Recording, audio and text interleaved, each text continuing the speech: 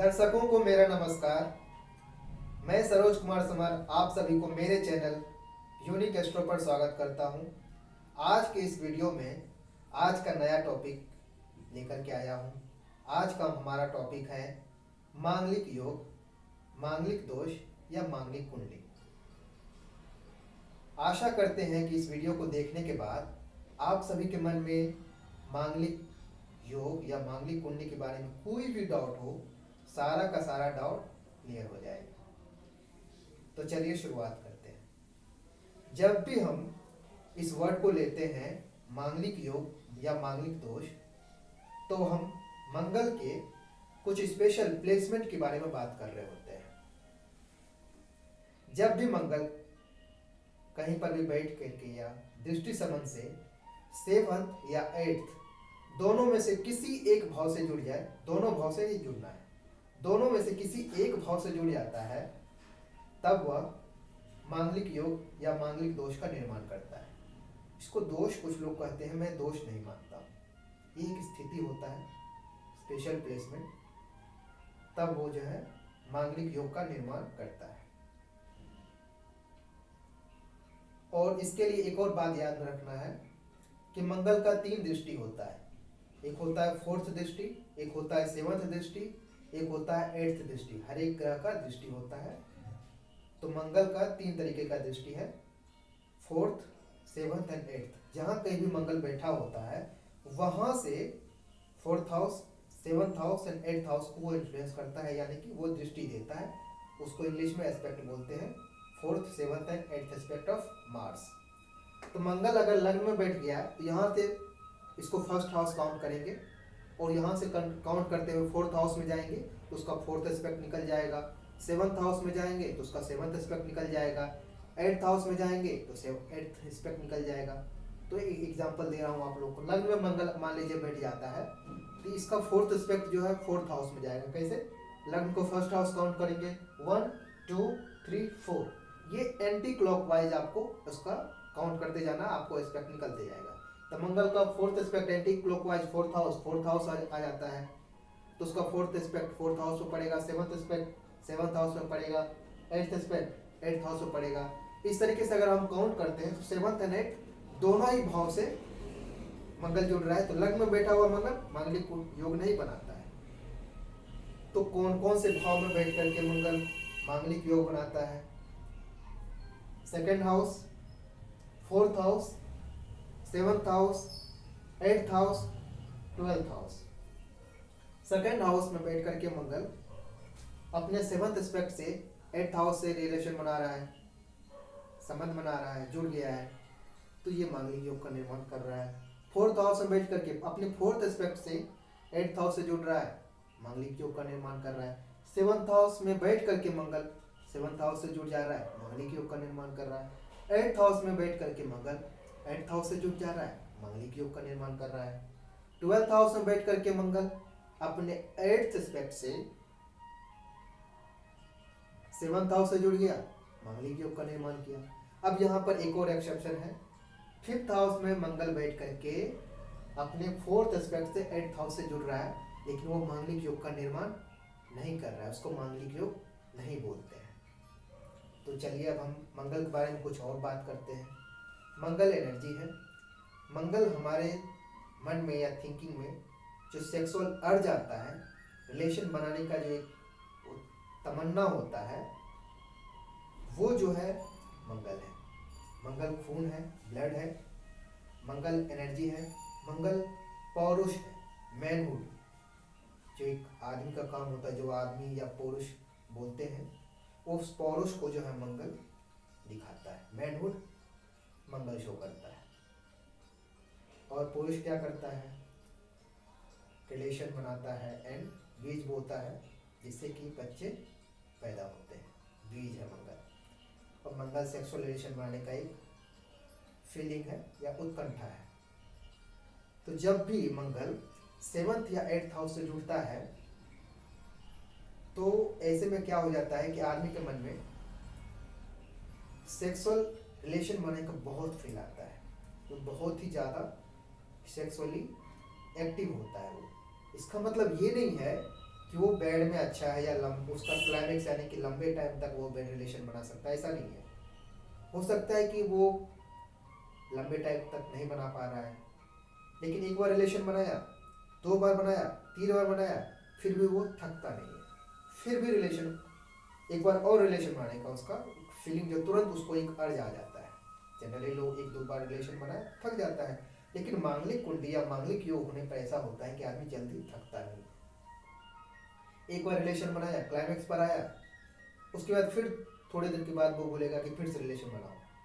ऐसे में क्या हो जाता है कि आदमी जो मांगलिक है उसको तो थकान नहीं आती, क्योंकि एनर्जी है मंगल, और इस भाव में बैठ करके वो ये चीज़ दिखा रहा है, यानी कि आप ये काम कर रहे हो, इस तरह के काम कर रहे हो तो आपको एनर्जी मिल ही रही है, आप थक नहीं रहे हो। जो नन मांगलिक आदमी है, जिसके कुंडली में इस तरह का स्थिति नहीं निर्माण करता है मंगल, तब क्या हो जाता है कि उसके साथ में ये मंगल, जब मांगलिक आदमी रिलेशन बना रहा है तो जो नन मांगलिक आदमी है वो तो थक जाएगा। और जब आपके शरीर का एनर्जी इस तरह से रिलेशन बनाने में ही खत्म हो जाए तो आप थकान आएगी, आप दिन भर सोओगे, या फिर भी आपको अगर ज़बरदस्ती किया जाए कि हम रिलेशन बनाओ, तो फिर क्या होता है कि सामने वाला आदमी बीमार पड़ जाता है और मांगलिक आदमी को कुछ होता नहीं है।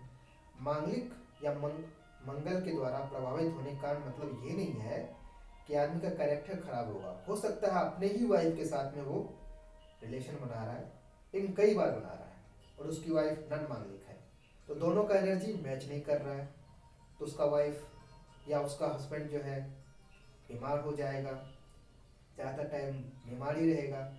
और इसके कारण क्या होता है कि आदमी का जो है जीवन जो है ज़्यादा समय तक नहीं चल पाता था, जो नन मांगलिक होते थे।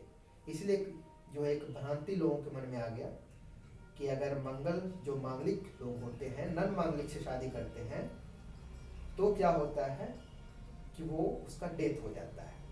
ऐसा नहीं है, ये एक अंडरस्टैंडिंग की बात है। अगर आप नन मांगलिक से शादी करते हो तब भी आपका लाइफ बहुत खुशहाल रह सकता है, लेकिन इसके लिए मांगलिक आदमी को अपनी कमजोरी जो बात होता है उसको समझना पड़ेगा कि हम एक लिमिटेड रिलेशन बनाएं, उसको लिमिटेड एक दूसरे के साथ में जो है अंडरस्टैंडिंग बनाए, जिससे कि हमारा मैरिड लाइफ अच्छा से चले। अब देखिए, जब जो एक और बात को ध्यान में रखना है कि जब 5th हाउस में मंगल बैठ रहा है तो 4th एस्पेक्ट से 8th हाउस से जुड़ रहा है, लेकिन हम 5th हाउस का बैठा हुआ मंगल को मांगलिक योग नहीं मानते हैं। इसके लिए भी एक बात को आपको समझना चाहिए कि 5th हाउस प्रेम संबंध है। आप प्रेम संबंध बना रहे हो या प्रेम का आपके मन में ख्याल आ रहा है, तो प्रेम का ख्याल आता है, सेक्सुअल फेज तो होता ही है। और यहाँ से मंगल जो है 11th हाउस से जुड़ रहा है एंड 12th हाउस से जुड़ रहा है, तो उसमें क्या है कि मंगल आपके 8th हाउस से जुड़ रहा है। सेक्सुअल 8th हाउस जो है सेक्सुअल फील या शादी के बाद का जो रिलेशन होता है, जो सेक्सुअल रिलेशन बनता है, वो 8th हाउस से शो करते हैं। तो प्यार किससे हो रहा है? अपने दोस्तों से, मित्रों से हो रहा है, उसके साथ में आप रिलेशन बनाने की सोच रहे हो, इसको गलत नहीं कहते हैं।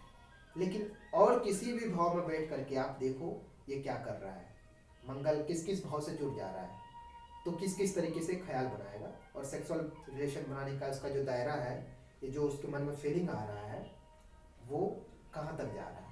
सेकेंड हाउस कुटुंब का भाव है। कुटुंब के साथ में या उसके साथ में अगर आपको ऐसा फीलिंग आ जाए कि इसके साथ ये बहुत अच्छा है, ये है, वो है, इसके साथ में रिलेशन बनाना चाहिए, तो ये अच्छी बात नहीं है ना। 4th हाउस में जुड़ करके भी अच्छी बात नहीं है। यहाँ पर मदरली जितने फिगर है आपके मम्मी हो गया, चाची होगी, ताई होगी, जो भी मदरली फिगर है वो आ जाता है, सही नहीं है।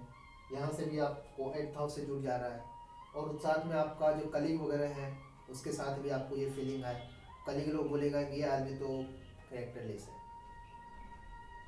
ये भी एक बात को समझना चाहिए। आपके 12th हाउस में बैठ करके 3rd हाउस से जुड़ जा रहा है, 3rd हाउस आपका छोटा भाई बहन है, फिर भी ये सही नहीं माना जाएगा। 5th हाउस में बैठ करके ये 8th हाउस से जुड़ता है, तो इसका दोस्तों के साथ में वो होता है, दोस्तों के साथ में प्रणय संबंध हम बना सकते हैं, लव रिलेशन बनता है, उसको कुछ गलत, सोसाइटी गलत नहीं बोलते हैं या गलत नहीं माना जाता है। दूसरी बात, जो मांगलिक कुंडली या मांगलिक योग वाले लोगों को परेशान करता है, तो उसको इजीली सेटिस्फेक्शन सेक्सुअली नहीं आता है, तो सामने वाले आदमी पर वो दबाव बनाता है।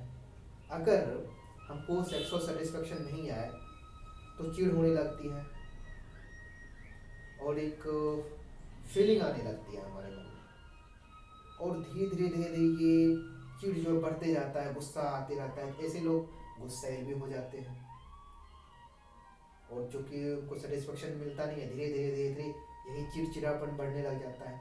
तो इसलिए मंगल या मांगलिक दोष से प्रभावित लोग थोड़े गुस्से भी होते हैं, थोड़े चिड़चिड़े भी हो जाते हैं, अगर उनको सेक्सुअल लाइफ में सेटिस्फेक्शन ना मिले।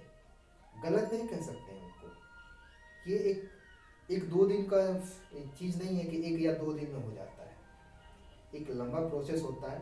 1 साल तक, 2 साल तक उनको ये चीज़, कितना आखिर वो दबाएंगे, एक न एक टाइम वो निकल आता है बाहर, तो गुस्सा भी आने लगता है उनको। दूसरी चीज़ जो हमें ध्यान में रखनी है कि कुछ हद तक अगर मांगलिक योग बना रहा है कोई आदमी की कुंडली में, तो अगर मंगल जहाँ पर बैठा, मान लीजिए 7th हाउस से मंगल बैठ करके मांगलिक योग बना रहा है, ठीक है, तो जुपिटर आप कहीं पर भी बैठ करके इस मंगल को एस्पेक्ट कर रहा है, तो काफ़ी टाइम में सोसाइटी या सोशल रिलेशन या सोशल इन्फ्लुएंस के कारण जो है ये आदमी काफ़ी हद तक सही बिहेव भी करते हैं और अपने इस दोष को छुपा के रखते हैं, यानी कि प्रकट नहीं होता है, बाहर नहीं आता है, बहुत हद तक अपने आप को संभाल के रखते हैं। उसी तरीके से अगर सैटर्न इसी मंगल को एस्पेक्ट कर रहा है, मान लीजिए कहीं पर भी मंगल बैठ के मांगलिक कुंडली मांगलिक दोष बना रहा है, और ये शनि जो है उस मंगल को एस्पेक्ट कर रहा है, तो किसी न किसी बीमारी के कारण वो फील तो आता है, लेकिन कोई न कोई एक कमी हो जाती है उन लोगों में, जिनके कारण कि वो लोग अपने आप को एक्सप्रेस नहीं कर पाते हैं। लेकिन इसको अच्छा नहीं माना जाता है, क्योंकि इसमें इस आदमी के, ऐसे आदमी में कुछ न कुछ दोष हो जाता है, शारीरिक क्षमता में कुछ न कुछ कमी आ जाता है, जिससे कारण कि फील तो होता है लेकिन रिलेशन नहीं बना पाते हैं ऐसे लोग। तो ये थी मांगलिक दोष के बारे में सारा का सारा डिस्कशन। आशा है कि आप लोग इस वीडियो को देख करके सारे डाउट क्लियर हो गया होगा। अगर आप पहली बार हमारे इस वीडियो को देख रहे हैं तो आप हमारे चैनल को सब्सक्राइब कर लीजिए, लाइक कीजिए, अपने दोस्तों के साथ में शेयर कीजिए। अगर आप पुराने सब्सक्राइबर हैं तो आप अपने दोस्तों के साथ में शेयर कीजिए, लाइक कीजिए, कमेंट कीजिए। अगर आप लोगों को कोई सवाल पूछना है, कोई क्वेश्चन है, कोई डाउट है, तो कमेंट सेक्शन में लिखिए, या फिर दिए गए लिंक में मेरे फेसबुक या व्हाट्सएप के थ्रू आप लोग कांटेक्ट कर सकते हैं। मैं आप लोगों को व्हाट्सएप का नंबर शेयर कर दूंगा, फेसबुक का लिंक शेयर कर दूंगा।